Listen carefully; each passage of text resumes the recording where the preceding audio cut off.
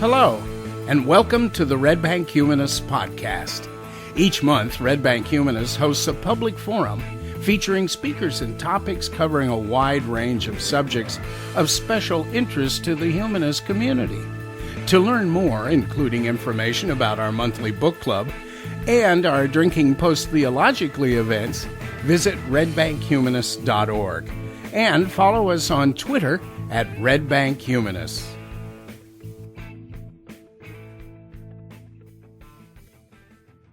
I met today's speaker, Barry Klassel, 15 years ago now. We met through the Center of Inquiry in Montclair long before RBH existed. And Barry's been involved in organized humanism longer than I have. And as long as I've known him, Barry's always been eager to help others find meaning in a non-theistic life. He's about to tell you all about that, but what I think he is doing is helping people to look at their experiences in new ways and develop a deeper appreciation for themselves, the people around them, and for nature. Barry appreciates the way in which ceremony can accomplish this. He studied and thoroughly examined the purposes, benefits, and the art of ceremony. He became one of the early humanist celebrants in this country and officiates at baby namings, coming-of-age ceremonies, weddings, funerals, and other life-changing events. As you would expect of a humanist, each ceremony is customized with plenty of input from the participants. A few years ago, with the help of local humanist organizations, including us here at Red Bank Humanists, Barry became the Humanist Chaplain at Rutgers University. The Humanist Chaplaincy at Rutgers University is one of the fine organizations that we continue to support through our annual year-end charitable campaign. And Barry has official recognition of Rutgers University and has been welcomed by the community of chaplains on campus and does all the sorts of good things that the other chaplains do, except helping students get closer to God. And here's Barry to tell you more about it.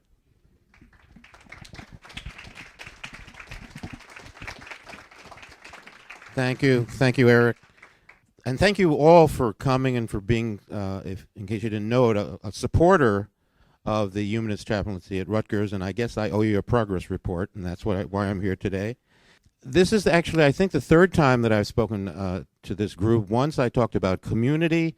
Another time, more recently, I talked about ceremony, and today I'm talking about the Humanist Chaplaincy, the whole idea of doing that, and my experience at Rutgers.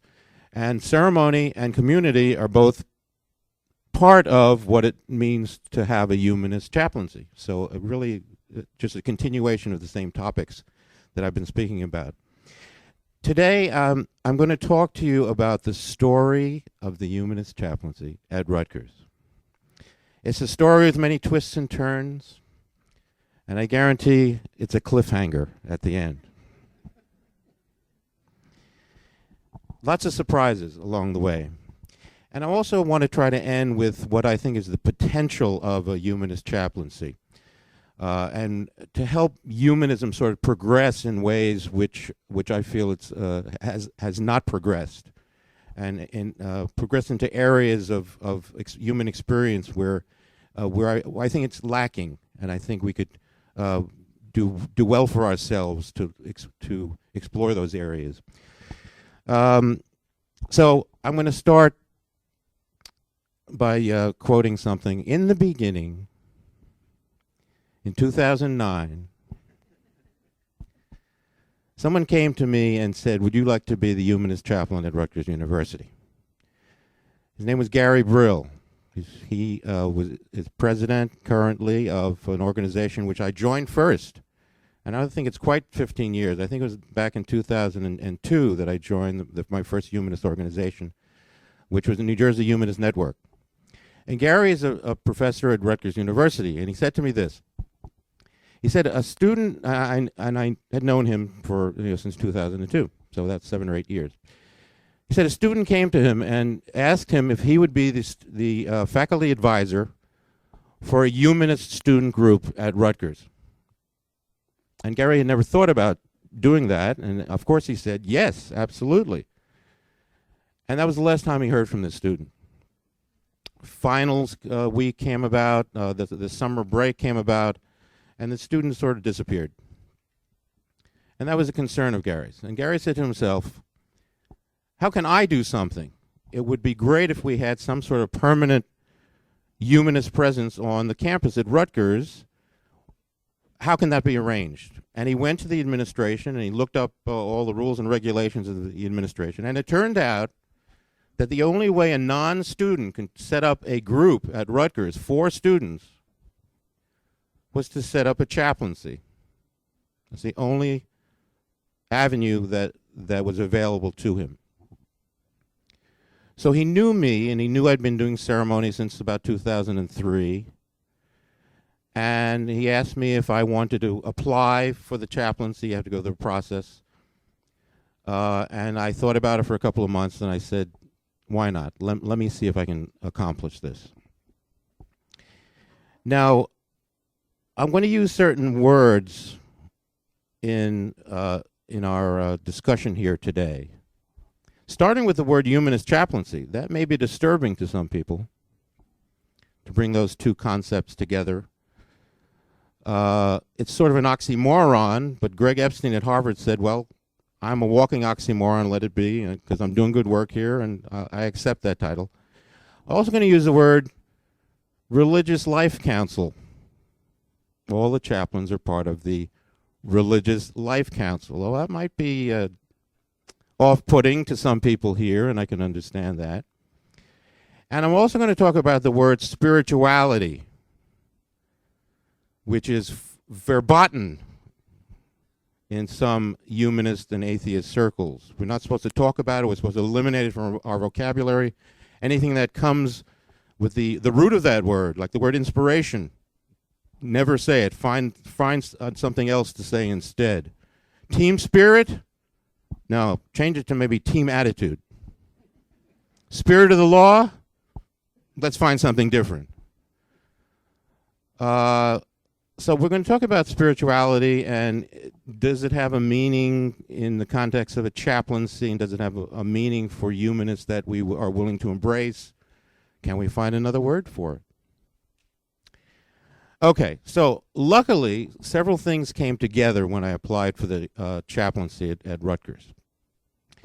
Obama gave his inaugural address in which he stated, "We are a nation of Christians and Muslims, Jews and Hindus," pause, "and non-believers."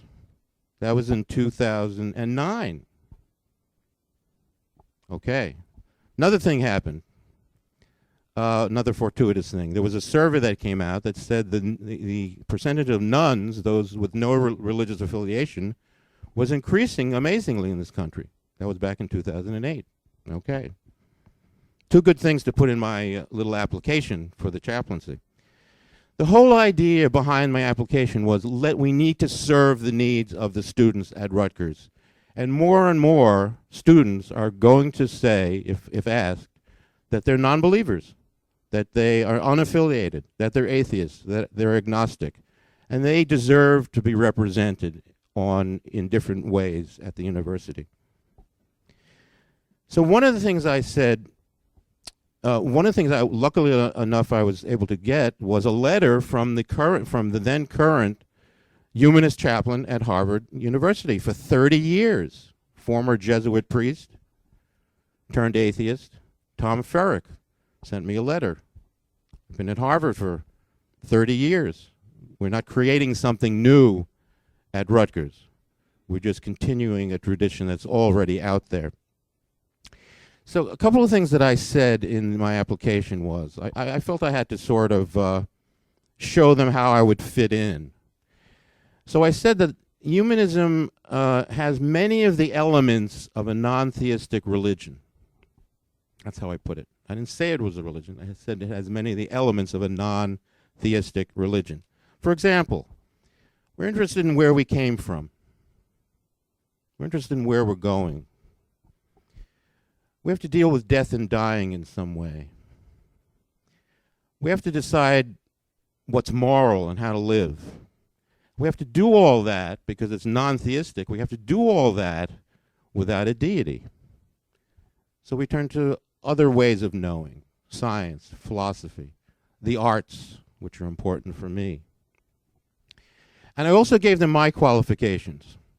A chaplain has to be able to do ceremonies, ceremonial responsibilities, which had been doing. And also a chaplain had to be able to do what they call pastoral responsibilities. And since 2003, I had also been working on a crisis suicide hotline, dealing with callers who were going through crises in their lives or thinking of suicide and all of that. So I had those dual elements of chaplaincy. Fortunately, there were several liberal chaplains on the committee reviewing my application. And I guess I could say the gods were smiling on me, or at least the representatives of the gods were smiling on me. And we got accepted, first time out. Later on, one of the chaplains told me that her husband, in fact, was an atheist. And he was kind of a good guy. And even though she didn't really understand his perspective on life, she thought that, why not? Somebody should be at the university to represent people like her husband, who was kind of a good guy. So we were accepted. So our mission at the university basically fell into two areas. And I'm going to sort of talk about these two areas separately. Number one, to set up some sort of community for students, primarily for students, possibly for alumni, for staff, for faculty. A place where they could feel comfortable coming, expressing who they were, not being ashamed, not coming out of the closet. A place where they could meet others with similar points of view. A place where they could have great discussions, hear great speakers. And also a place where students could come to me if they were interested and had a problem. For instance, an issue with coming out to their family. And I've had a few students do that. And I've had to counsel students who say to me, if I came out to my family, it caused such chaos that I later told them it was a mistake. I fell back into the fold. What should I do now? Should I lie to my family? Should I continue lying to them? Or should I tell them the truth? So we had a discussion about that. And he came to his own conclusion about what he should do to keep the health of his family, to keep the family together, essentially. Now, the second part, other than community, the second part of my mission at Rutgers is to do outreach, to let everybody else in Rutgers know that people who are humanists, atheists, agnostics exist in the university community, deserve to be represented, deserve to be respected. They need to be aware that what they say in class, what happens in dormitories, for example, everybody needs to be aware that there are people who are not religious, non-theistic. And that's a second part of what I consider my responsibility to the chaplaincy and to the students that I served. Sort of consciousness raising, which is an old-fashioned term, but that's really what I was doing and continue to do.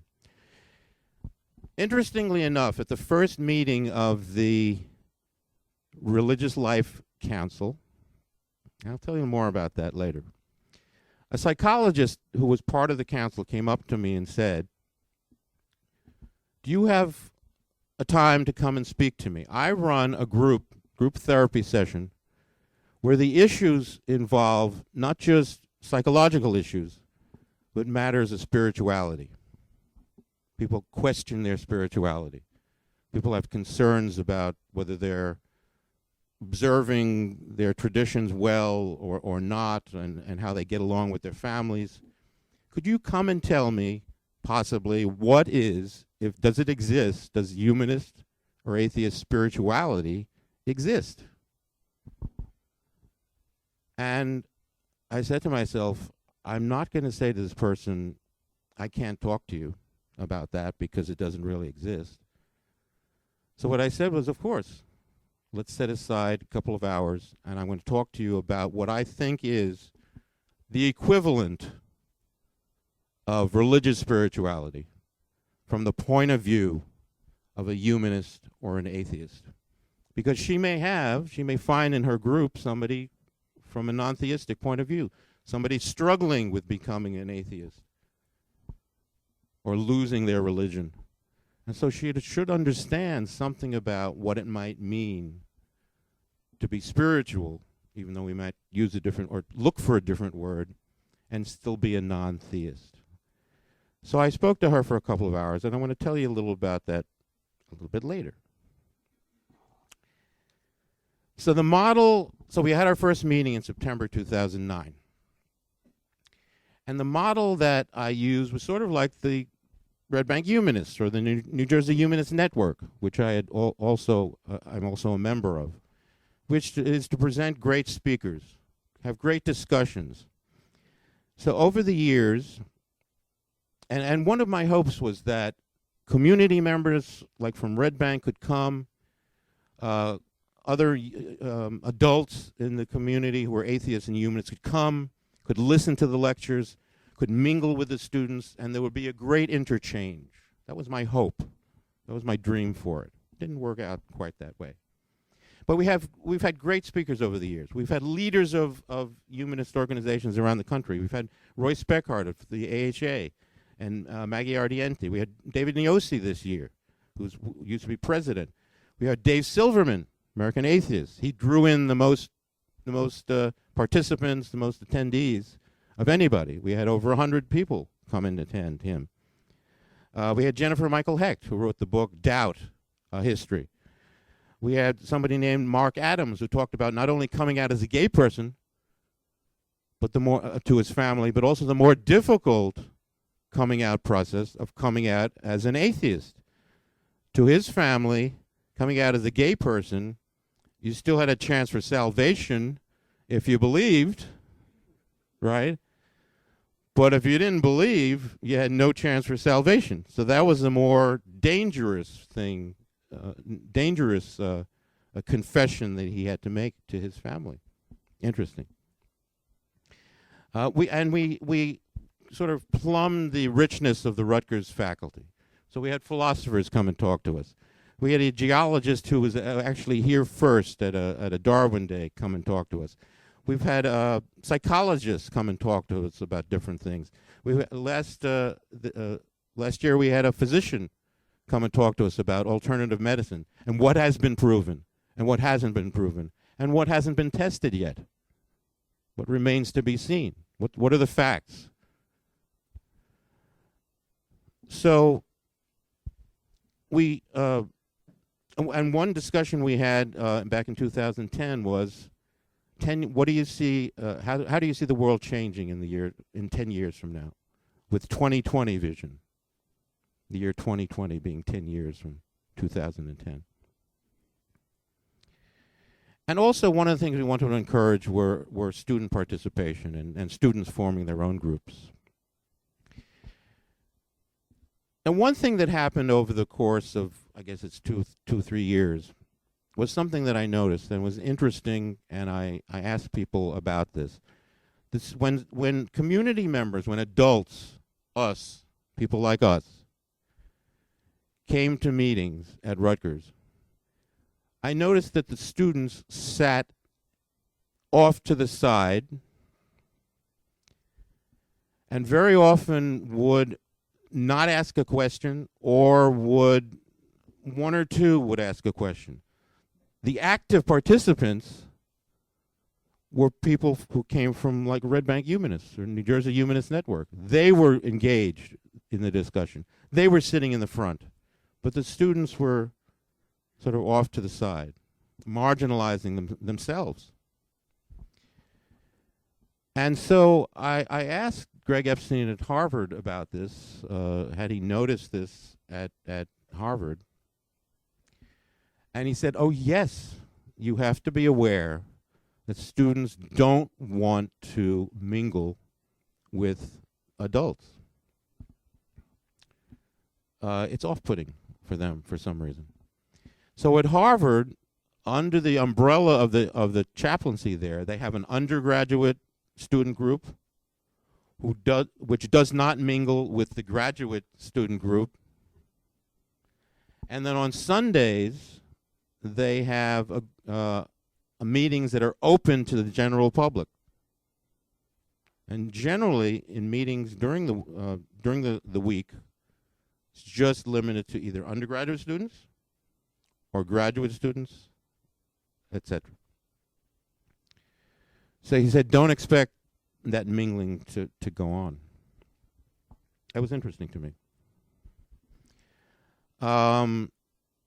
So what has happened recently was that the students, and we can count this as a sort of a success, the students have decided to form their own group, have their own meetings. Before we got started, the Pastafarians had a group at Rutgers. After we got started, the students decided that they wanted to, and that I sort of view as a success, but a challenge for us. Yeah. What Pastafarianism is? Okay.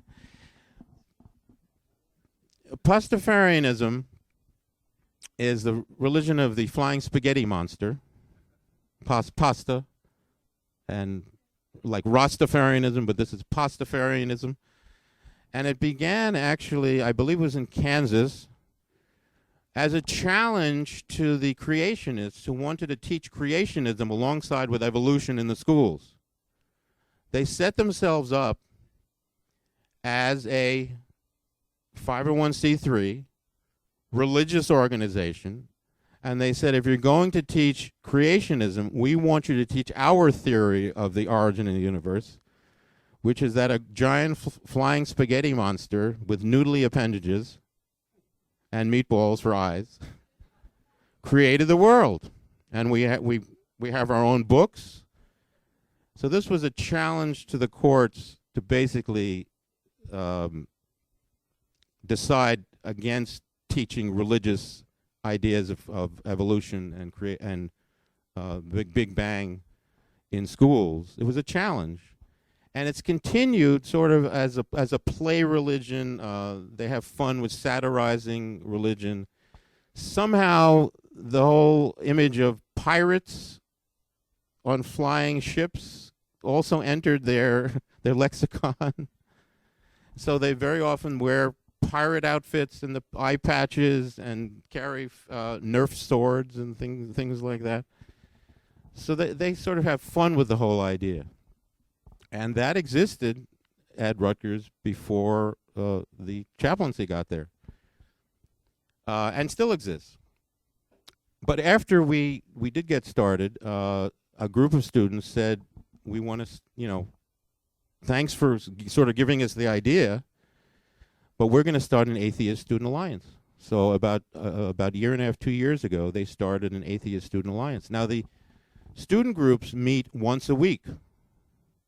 The chaplaincy was meeting once a month. So students who belonged and went weekly, in addition to doing schoolwork and all the other extracurricular activities, not suddenly, but began to realize it's too much for us to do something in addition to being members of the Atheist Student Alliance. And so they stopped coming to humanist events. And one other thing that a few of them said to me is, we go to lectures every day of the week. We have to sit and listen to people talk at us. We don't really want to do that again, no matter how interesting these people are and how, unless you're bringing in like Richard Dawkins, then we'll come. Up until now, we haven't been able to afford Richard Dawkins. So we've cut back on doing our monthly programs. One of the things I know that was a little confusing is at a certain point I said to people here and people at the other humanist group, the New Jersey Humanist Network, maybe don't come because maybe students will feel better if there were no adults there. Which made me feel very funny because you guys are sponsoring us and we bring in speakers that you may not have had here. So it was a conflict within me. So I wasn't sure what the right thing to do was. But what has happened is that we've suspended meetings at this point, monthly meetings. And I asked Greg Epstein at Rutgers, at Harvard, what do you think of the next thing we should do? How should we proceed? We don't want to give up what we already have here. And fortunately, he along with the American Humanist Association, are beginning to have what they call the community project. Trying to figure out what works. How can we set up humanist communities around the country? Not just for adults interested in lectures, but for families. People who want to bring their families. People who want to raise their children in humanist communities. How can we make this something attractive, exciting, interesting? What will work? What advice can we give everybody? And they're just beginning to raise money to do this. And so I said to Greg, can we be a test case at Rutgers? Can you advise us what to do and see what works here? Because we are an enormous state university, the only state university that has a humanist chaplaincy. And we want this to work, so would you be willing to advise us, make us a test case in this new project that you have, so that what we learn at Rutgers can be translated for other universities around the country? One of the main things about the having a chaplaincy or having a some kind of organization like that is that it's permanent. Student groups can come and go depending on when their leadership graduate, depending on when the coursework is too heavy and they have to study for finals. Student groups can come and go, but something like a chaplaincy can be something permanent, something that the university administration itself learns to accept.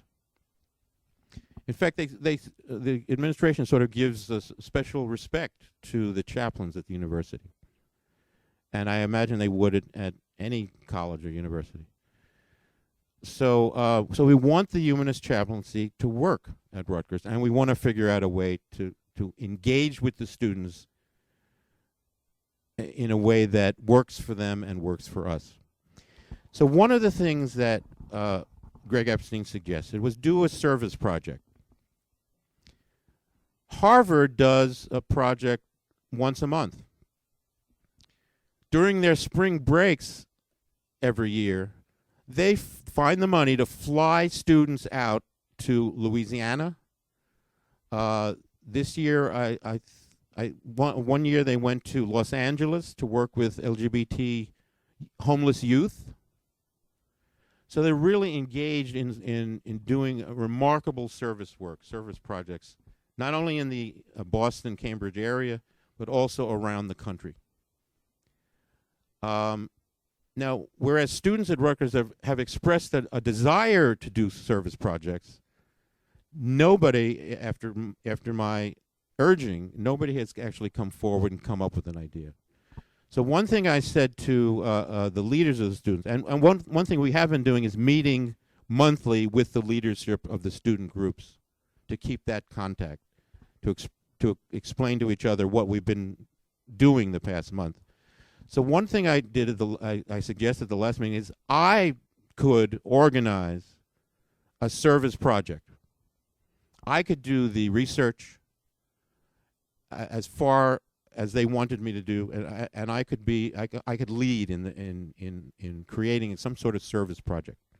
So that's something that I hope the students will become engaged with, and find a way, and also at the same time, they are on their own talking to some of the Protestant groups on campus to do a joint project with the religious student groups on campus. So that's something where one of the things about humanism is which this group does so well is show the wider world that humanists, atheists are just as caring, just as concerned with their neighbors as any religious group, and that's an important thing. So that's one of the things we're definitely going to move ahead with. The other thing Greg suggested is find a space that we can call our own. Rutgers gives chaplaincies no money, no space.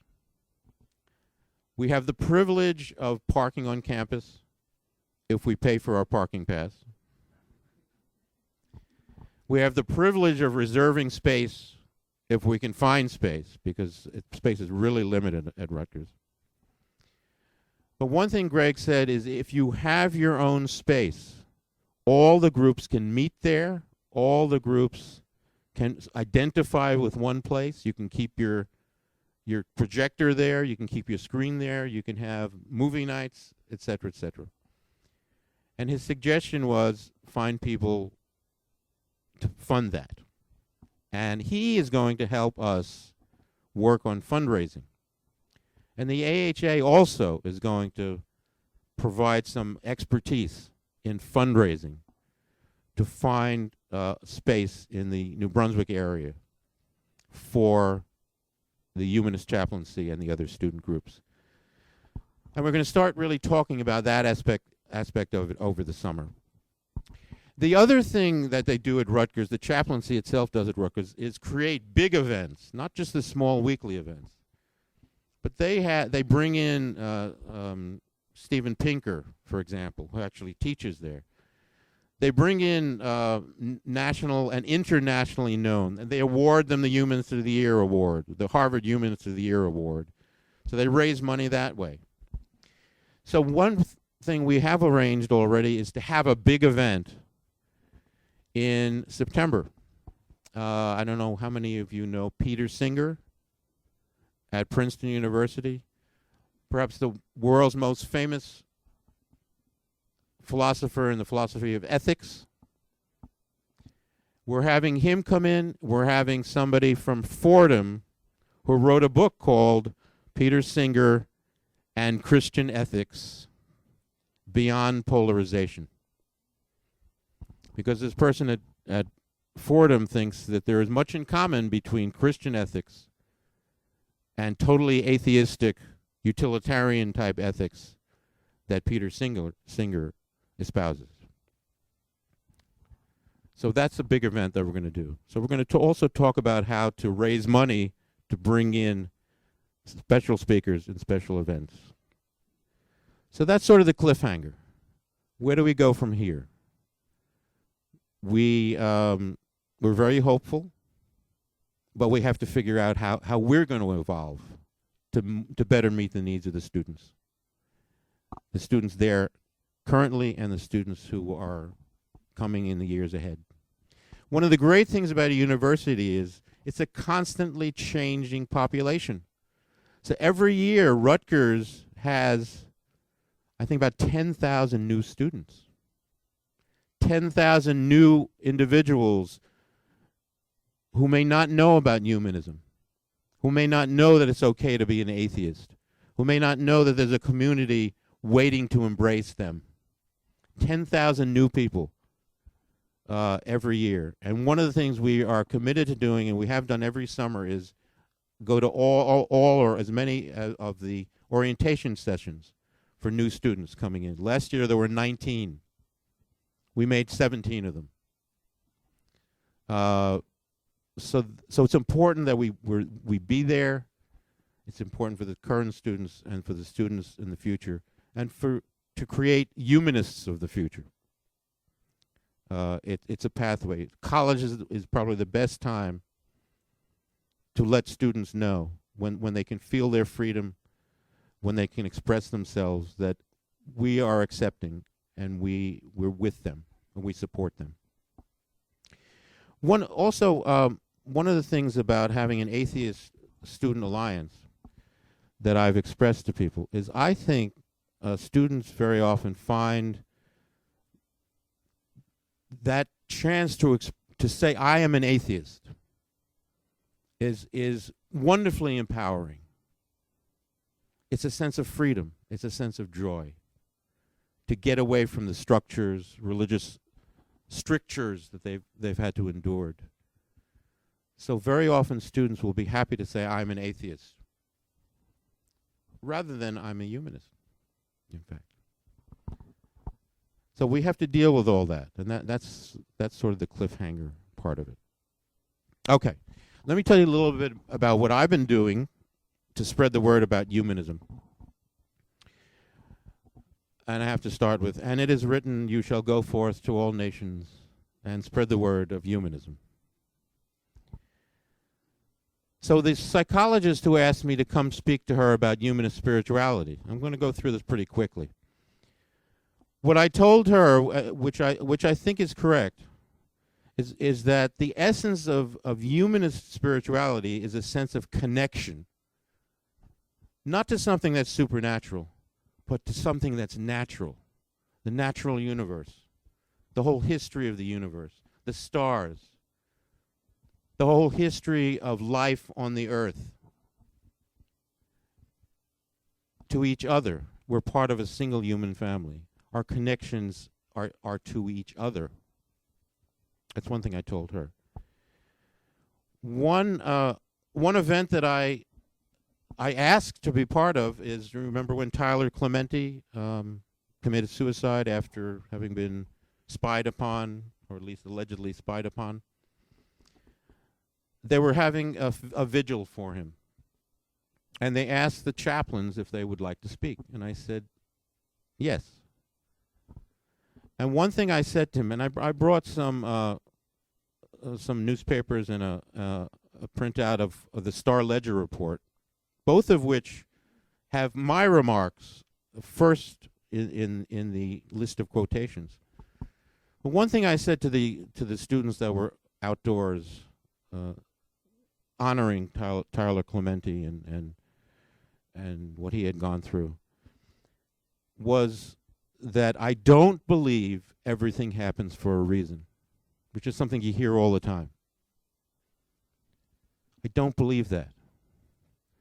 But what I do believe, and I didn't say this, but I think what humanists believe, is that everything that happens is a possibility for change, for increased understanding, for improved commitment to our values.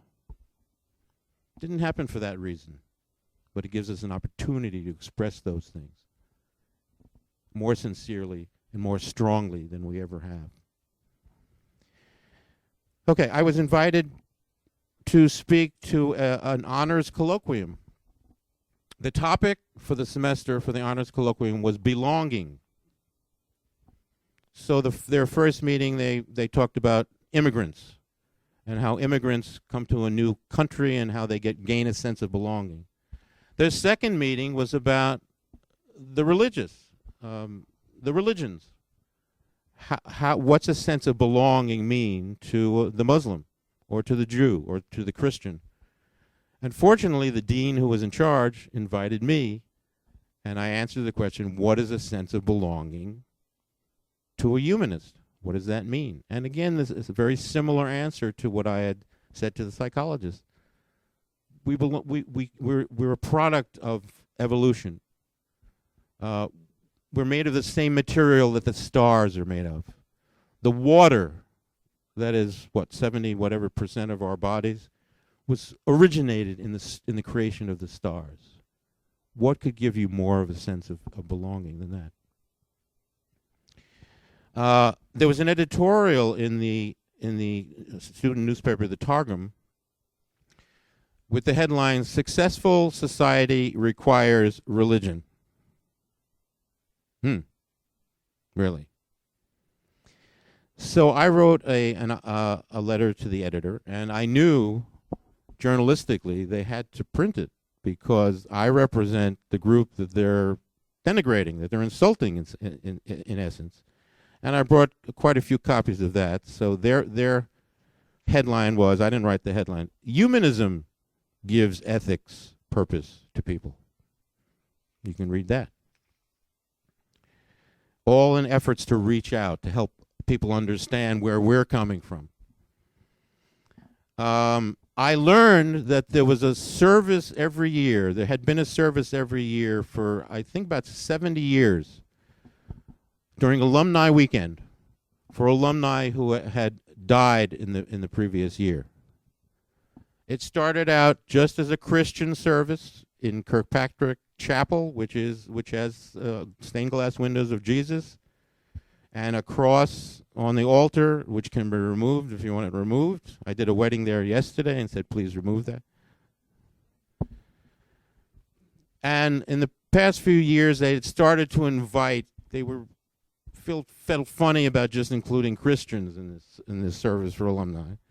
So of course they invited the Muslim and the Protestant and the Jewish chaplain. So I wrote a letter to them, and they said, and I said to them, what about people of my persuasion? Just to show respect for the alumni that are out there, what about people like me? And they wrote back and said, too late this year. We'll think about it next year. Well, they thought about it again, and they wrote back to me and said, okay, we'll consider it. What are you going to say? So I wrote down what I would say, and it was sort of a description of what humanism is and being members of one human family, that kind of thing. And so they allowed me to speak 2 years ago. Last year, they wrote to me and said, we'd like you to speak again, but write something different for this year. Come up with some kind of quotation from a humanist book, maybe, because all the other chaplains were going to recite something from the Quran and something from the Bible and a prayer from this, that, and the other thing. So come up with a quotation from a humanist book. So I found a poem that I like, which I'm going to read if I have time at the end of this. So I've been doing that for 2 years. I was invited to the Silver School of Social Work at NYU because they found out there was a humanist chaplain in the general vicinity. And I spoke to their graduate students in social work on Diversity Day about humanism, because who knows, their social workers might somehow come into a household that they're going to serve, and those people aren't religious. They're atheists. So what does that mean? What should I do with them? And last year also, I had to find out, because we tend to be overlooked in the process. There was a ceremony for the families of those students at Rutgers who had died, all the students at Rutgers who happened to have died in the previous year. And they invited the usual suspects, the Muslim, the Jewish chaplain, the Protestant chaplain, and the Catholic chaplain. And I said, what about me? So I came up with a different poem which had to do with memory, and I was able to recite a poem that I think was comforting. And I was the first one I noticed to actually, after the ceremony, go over to the families and sit down and talk to them. It looked to me, maybe I'm wrong, maybe I'm prejudiced, but it looked to me that the other chaplains were ready to pack up and go back to their offices and do other work. Well, who are we here for? This is something we have an opportunity to actually sit and talk to the father, to the mother, to the sister, to the brother of a student who had died this past year. And I also got to speak at a service for victims of the Newtown shootings. This was done at a Sikh temple in, I think it was Berkeley Heights, because I'm a member of the Franklin Township Interfaith Council. And they invited all their chaplains to speak. And most of the chaplains, said some kind of prayer, and somebody came up and said, let's all say Om together, because that will solve all our problems. If we just say Om. And I got up and I said, I am an atheist, and I'm a humanist, and I doubt if you often have people like me come to talk to you, but I want to thank you for inviting me here to speak to you good people. And then I said something about the human family, the need to celebrate together, the need to memorialize together, the need to feel the pain, each other's pain, and each other's joy, to share pain, to share joy. And I talked about that. So on that note, I want to talk a little bit about spirituality. Tom Flynn is the person who was an opponent of the word spiritual, inspiration, good spirits. We should eliminate all those words from our vocabulary. Willy-nilly, take them out of the dictionary, never say them again. So I'm not 100% comfortable with the word spirituality, but on the other hand, there may not be a better word at the moment. And the kind of spirituality that I would talk about, and there are books that are written about atheist spirituality, is natural versus supernatural spirituality. We're not talking about ghosts or gods or some kind of spirit world, but we're talking about our reaction, our enthusiasm, our awe, our wonder, our disturbance at the natural universe. What is our place in the universe? How do we react to when we become conscious of it? When we look around, when we see things such as floods and comets that nearly can destroy us, and the beauty of giving birth to a calf, but on the other hand, the fearfulness of watching a lion just kill an antelope. How do we react to that? What's our place in this universe? How can we be honest about who we are and where we are? So the psychologist, I talked about connections to all these things. And the word spirituality came up twice in the past 6 months. There was a conference called at Rutgers, Spirituality and Rutgers Students. And invited to this was the heads of the residence halls, the people in charge of the student centers, people in the administration at Rutgers. And it was about spirituality and the Rutgers student. And of course, invited to it were the big three. And I said, and of course I said, I was invited as well. And I said, I want to go. So I had to explain, and I wanted to explain to these administrators at Rutgers that according to recent surveys, 16% of young people under 30, from 18 to 30, are either atheists, agnostics, or non-religious unaffiliated. 16%. That translates to 1 out of 6. So as you're going through your day, Mr. or Mrs. Administrator, 1 out of 6 of the students, perhaps more, that you're talking to and that you're passing in the hallways are atheists, agnostics, or non-religious, unaffiliated students. So they deserve recognition, respect, and support. I got to speak to them. And one of the things I said was that we talked about what is spirituality. And interestingly, the Episcopal chaplain wanted to broaden out the definition to include anything that enhances your life. Spirituality, spirit coming from inspire, from breath, from being alive. What makes you feel most alive? Which might be a good definition that we could use. And I sort of narrowed it down to a number of different things: beauty and inspiration and things like that, and also a sense of belonging is something that's bigger than yourself. And one thing that I said I noticed among the students who come to me and who I serve was just that sense of belonging to a group of other students who say they are atheists. Just that sense that I'm not alone gives them such a sense of freedom and joy that it enhances their life.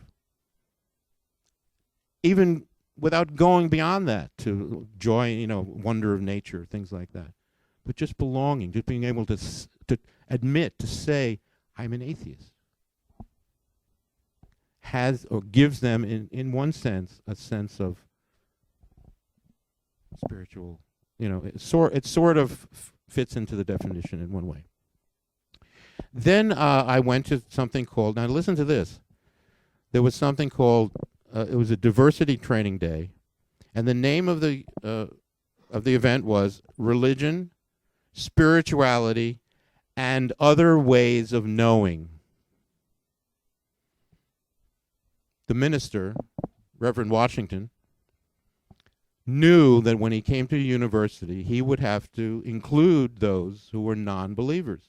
So the way he expressed it was, and other religions, spirituality, and other ways of knowing. We're changing the culture. We're making a difference, and I'm happy to take part in that. One of the things that happened at the end of this meeting, the person who was in charge of the Religious Life Council and other student activities on campus was talking to me and said, I've been thinking about changing the name of the Religious Life Council to be more inclusive. What would you suggest? We're changing people's consciousness. We're making a difference. So I had to think about that for a while, and that's something for maybe everybody to hear. She didn't want Religious Life Council and Other Ways of Knowing Council. It was a little too much. She said, what about interfaith? Well, I said, well, I'm not terribly happy with interfaith. But that's something for all of us to think about. We want to change the vocabulary that we're using, that people are using in America. How can we do it that honors what we believe and don't believe, and yet is inclusive of others? How can we do that? All right. I want to show just a couple of slides very quickly.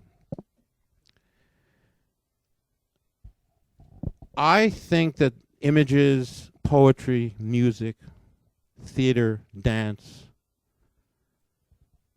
are not as important as they should be to humanists. So I want to show you some images that to me are archetypal images. They inspire me. In fact, they give shape to my life. They help me understand who I am and what's important to me. The arts, I think, unfortunately, very often are, well, that's about emotions. No, it's about emotions, yes, but it's also conceptual.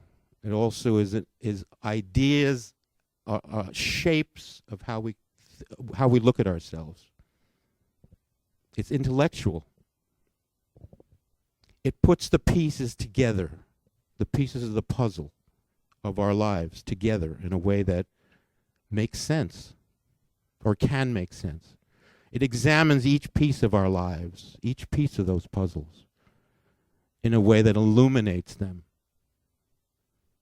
So I want to just show you some images and just talk briefly about why each image is archetypal to me. We're all familiar with the spiral galaxy. That's not us, but we're also part of a spiral galaxy. And when we look at the universe, we're not just learning about the universe, we're learning about ourselves. We're interested in that. We're curious about that. We may be very much like our ancestors, the primates, but no other organism that we know of is curious about the origin of the universe. I mean, if we think about it, it's mind-numbing. The distances, the energy, the destruction, the creation that is always going on. It's mind-numbing. Just very briefly, I went to a science museum, the Perot Museum by the Perot family in Dallas, Texas. They have one exhibit which was very popular. You stand in front of a little television screen, and there's a knob to turn. And you start at the middle, 1 meter. That's the height of a child. This exhibit was actually created by middle school students. You go in one direction, it takes you up in size. What is a city block compared to a child? How many meters? What is a neighborhood? What is a country? What is the earth? And it keeps you going and going and going until you reach 10 to the 30th power meters. And that's the size of the known universe. And the Hubble telescope goes out almost that far. You go in the other direction, and you go down to this, the cellular level, and then the particle level, all of that. You go down to almost minus, or 10 to the minus 30 power. And you see that that's the size of a Planck unit, or a string in string theory. It's just fascinating to see that we're sort in the middle on this scale, and we're interested in all of those levels. And it was just fascinating to see that where we stand. Next image. That's an egg cell being fertilized by sperm. Archetypal image for me. The fierceness with which those sperms swim up the stream and try to fertilize that egg, the desire for life, if we can call it desire, the need to live, the need to reproduce, the need to continue life is part of who I am.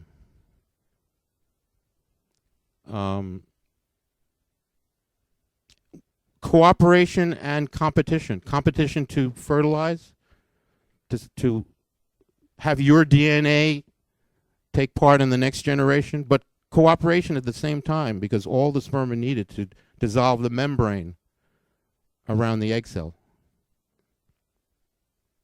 Indications of who I am. Next one. This was the cover of the Dodge Poetry Festival, 2008, from the Lascaux Caves. I've heard either 17,000 years ago or 30,000 years ago. I'm not sure which is correct.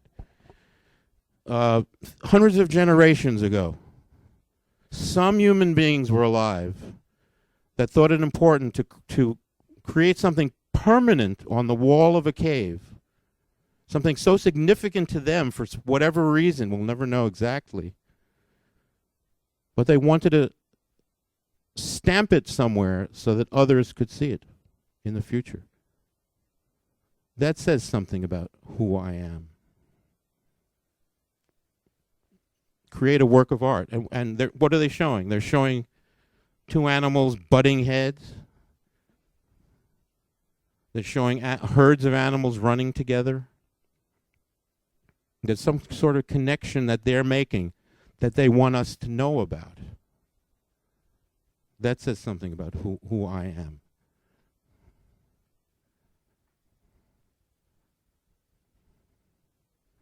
Got the next one? On the cover of a very good book, Parenting Beyond Belief, are two hands in the traditional shape of prayer, in the traditional form for saying a prayer.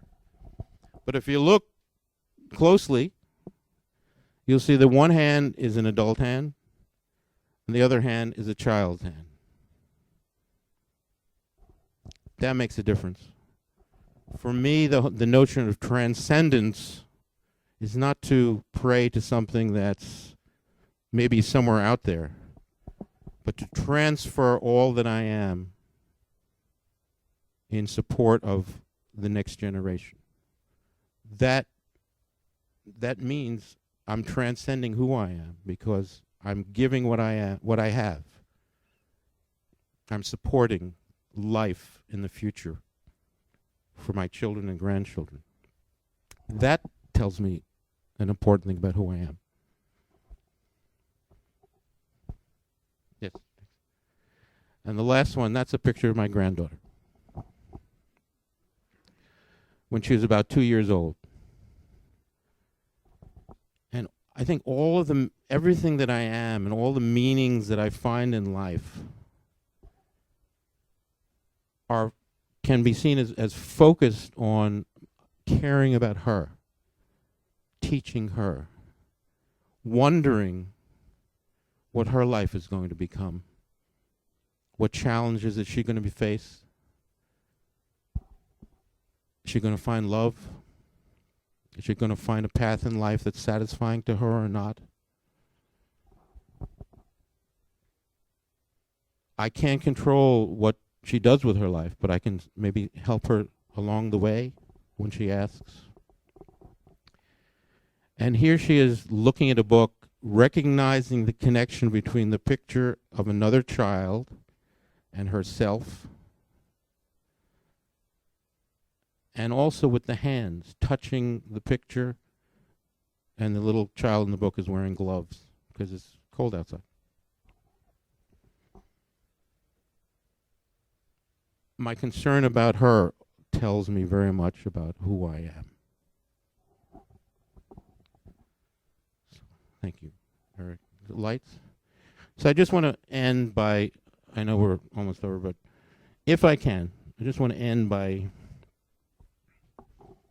reading the poem that I read for the memorial service for alumni. I read this poem. I found this poem originally for a funeral of a woman who died of lung cancer. Despite the fact that her children tried to make her stop smoking for the longest time, she refused. She was an independent woman. She ran her own company. She was politically active. And she was going to do her own thing, run her own life, her own way. So I wanted to find a poem that expressed not a sense of mourning, but a sense of living, a sense of the spirit, if I can use that word, and I can, of being alive. And what I said to the alumni at this service was,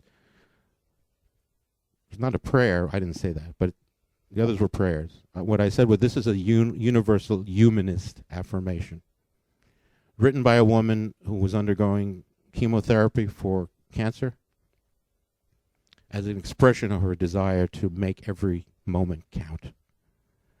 Her name was Donna Markova. I will not die an unlived life. I will not live in fear of falling or catching fire. I choose to inhabit my days, to allow my living to open me, to make me less afraid, more accessible, to loosen my heart until it becomes a wing, a torch, a promise. I choose to risk my significance, to live so that which came to me as a seed goes to the next as a blossom, and that which came to me as blossom goes on as fruit. Universal human aspiration. No, thank you.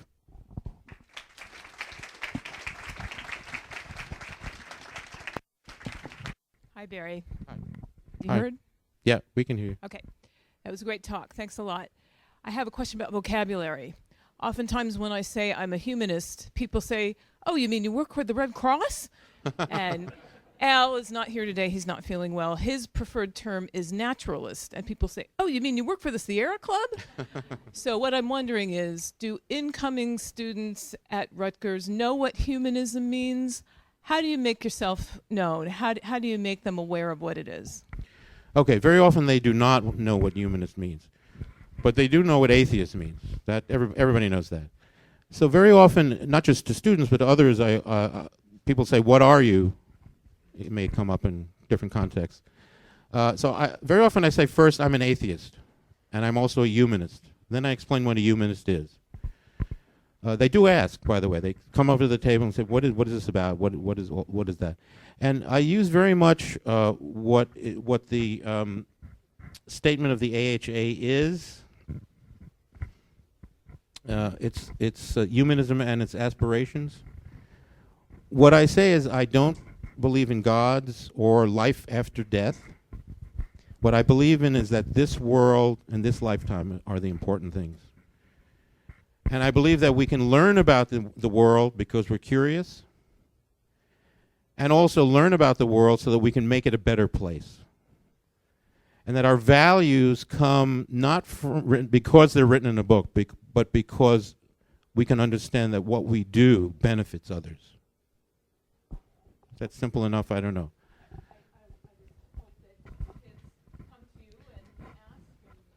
Yeah. Yeah, I tell you, one time, this happened once. I mean, very often kids are excited to hear that the Humanist Chaplaincy exists there. But one time, I had a kid kind of was taken aback by it and said, "Wow, I didn't know Rutgers had something like this. Can I hug you?" And I thought for a second, because, you get all kinds of things about not touching students and things like that. But I said, "Oh, sure, okay." So we hugged for a second. That happened one time. But what I definitely would say, you can give the microphone to somebody. What I definitely would say is it pays to try to explain, because whatever they take away, hopefully they will have learned something, and they will say, "Oh, that's a nice person, and this is what they believe, and this is what they don't believe. It's a nice person." That's what I try to be. I've got two questions. One is really quick answer. How many schools have humanist chaplaincies besides Rutgers and Harvard? Okay, Columbia, Okay. American University, Stanford. Okay, so At this point. it's a very new movement. It's a new movement. Okay, the other question I have is, how much pastoral work do you do with individual students? How many has that taken root, or do you do much of that at all? No, very little. Okay, I would say about 5 students have come to me with not just with questions about humanism and atheism coming out, but sometimes with personal issues as well. And I have a relationship to the counseling center too, because I don't do counseling, but I always suggest they go there. Yeah. Thanks, Barry. I had 2 questions also. One is, I'm wondering, in terms of social media, I see a lot of young people connecting using Facebook and Twitter. And I'm wondering what Harvard does about that, and do you have any plans at Rutgers to kind of increase that effort? Yeah, well, I am on the Facebook pages of the different groups. One of the things we're doing, one of the things we started to do is, first of all, we have a great website, just rutgershumanist.org. It's got lots of information there, and there's a blog there which is becoming an independent blog called Applied Sentience. Anyways, that's the term the people came up with. And one thing we want to do is encourage students to be regular contributors to the blog. And there's room for comments. I mean, I've written some things on the blog, such as about my take on free will and a humanist grace, what that would look like. And also, the latest thing I wrote was something called Warm Universe, Cold Universe, Grief and Consolation. from the point of view of a religious student and from the point of view of a non-religious student, I think we look at the universe in a different way. Yeah. My other question is about a more delicate issue, and I wonder how you see this. One of the things I've noticed, there are a lot of harms that come from religion. So related to, for example, women's sexual health, the GLBT issues, sex ed for teens to prevent unwanted pregnancies. I notice a lot of even the progressive religions like the Presbyterians and the Unitarians do not criticize other religions who promote those harms.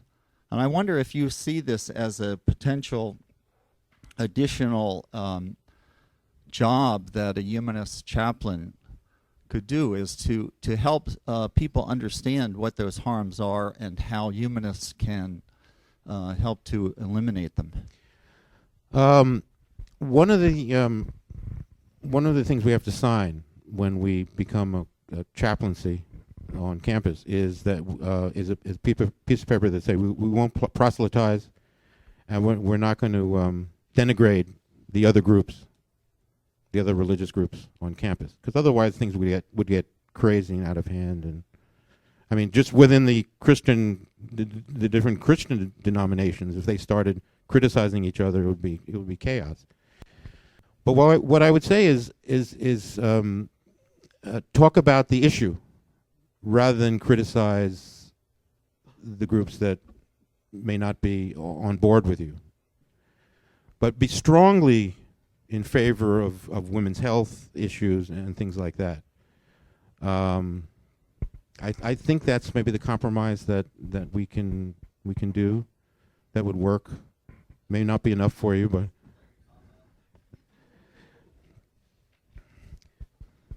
yeah.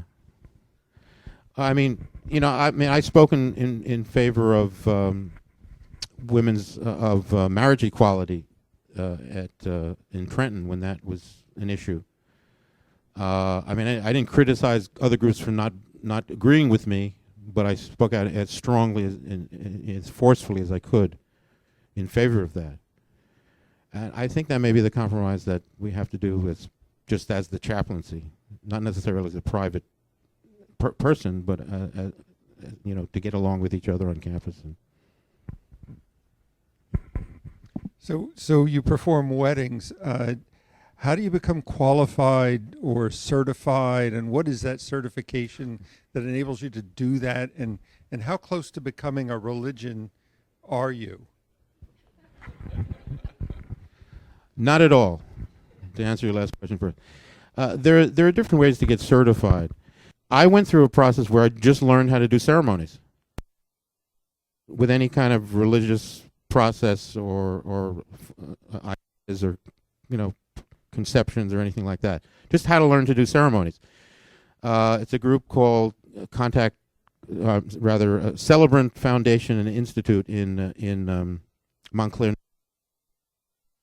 And it started. Its model was a place in Australia called the College of Celebrancy in Australia, and they do more than 50% of the weddings and funerals in Australia. And the idea is the couple should have a say as to what goes into their ceremony, not any other kinds of institute. So what we're interested in is what the couple's idea, what their values are, what their sense of humor is, what their background is, and that becomes the ceremony. What music do they love? What poetry do they love? And had nothing whatever to do with religion or not. I mean, that's the training that I went through. There are other ways to get training as well.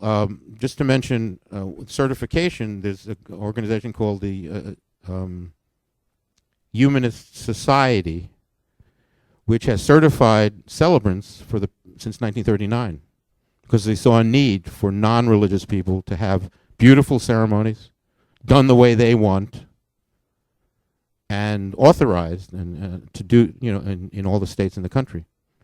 So I'm certified by the Humanist Society. So that's one way it can be done. Okay, just a couple more. Hello, Barry. Thank you Yeah. for this talk. Speaking of ceremonies, I recently graduated from Monmouth University with a master's degree. As you know, it's a private university. And during our graduation ceremony, there was an invocation that included a prayer, and I believe the cleric was Greek Orthodox or something. I imagine what they do probably from year to year, from ceremony to ceremony, is rotate between the various religions. I've been sort of working up to writing a letter stating, my objection to the prayer part, an invocation and a convocation, I think, at the end, both of which, one was a opening prayer, the other was a benediction kind of a prayer. So I wonder if you would have, first of all, what happens at Rutgers graduation ceremonies, being that it's a public university? Is there any difference? And secondly, do you have any suggestions as to what I could suggest as an alternate plan to this? Yeah, I definitely suggest you write to the university. I've never been to a Rutgers graduation, so I don't know what that entails. But I can tell you that somebody at Fairleigh Dickinson once asked me if I would do an invocation or come and speak at their graduation. Their administration didn't go along with that, so that kind of dropped out. But I can tell you that there was an ROTC ceremony at a university, and the student contacted me. He said, well, I'm in ROTC, and every year we have a prayer as part of our ceremonial graduation, whatever it may be. And he asked me if I could help him come up with a non-religious statement or invocation of some sort, and I did. And they used his non-religious invocation about service to the country and that kind of thing. So there are ways to do it, and I would suggest definitely speak up, and I'd be happy to kind of help you think through, or maybe even write something that you could look at. I just wanted to mention that universities are not the only place that have humanist chaplaincies. The military is starting to have a humanist chaplaincy there, and there are actually humanist chaplains at hospice care and at hospitals. I met 3 of them up in the Boston area. So that whole idea is also spreading into other areas besides universities. Just talk loudly. Hello? No? No? Not there. Okay. I can hear you, yeah. I think the place that you're in is amazing, and I think it indicates a sea change in humanism in New Jersey. And I think you were at the crossroads of 10,000 students a year coming in to be exposed to the possibility of humanism and so forth. And that this might be an opportunity for us to outreach as a sponsorship for some sort of funding for your group. If everybody here said, well, I will give $10 a month as a subscription to help us be exposed to 10,000 questioning new students who have never been exposed to a humanist formal presentation, I think this is a terrific opportunity. Red Bank already is a sponsor and does fund us. We also have the New Jersey Humanist Network also sponsors us, and some private individuals as well. But as I said before, we're looking to find a space that we can rent, so that's going to involve quite a bit more expense. Yeah. This summer, I think we're going to start talking to, or trying to locate and talk to professional fundraisers who might even be willing to do it for free. And the AHA also has offered some help, and Harvard Chaplaincy has offered some help too. They have an endowment for their chaplaincy there, and I think their budget's like $300,000 a year, something like that. You mentioned that students felt uncomfortable having outsiders or adults at their presence. Later on, they separated. Were you still present with those students? And my question is, how can we bridge this separation between youth and adults. One thing I can see, don't never trust anybody over 30. Idea, maybe we should try to invite some younger speaker below 30 to talk to us. Yeah, I did invite the students to come and speak today, and they didn't. Nobody came forward. It may be something we have to live with. The people at Harvard, it's different at Harvard. At Harvard, the student groups are under the umbrella of the chaplaincy, so there's sort of a immediate connection between the groups. At Rutgers, the student groups are totally independent from the chaplaincy. In fact, Rutgers doesn't give us any money or space. They give the student groups a few $100s. And in fact, yesterday, the Atheist Student Alliance did a field trip, which was paid for by Rutgers. They went to the Museum of Sex in Manhattan. It was a choice between that and the Bronx Zoo. And this was their decision to go to the Museum of Sex. So, Harvard keeps telling me over and over again, despite what I really would wish to see happen, that it's not going to happen. It hasn't happened in their experience. And it's a good idea, in a sense, to give them the independence to come up with ideas on their own. One thing that I think it was the undergraduate students at Harvard came up with was, it was last week or 2 weeks ago, coming out week. So to give students an opportunity, not just students, but also faculty, whoever wants to, a chance to speak to them, to speak to whoever they wanted about coming out as an atheist or a humanist. And I saw a video where Steven Pinker and he must have been a philosopher at Harvard, both talked about their own personal coming out experiences as an atheist. So students came up with the idea, and then was implemented in some ways by the adults involved. And they keep telling me that's the way it should happen. But as I said, we are still meeting with the students monthly, and we're gonna work it out. We'll see.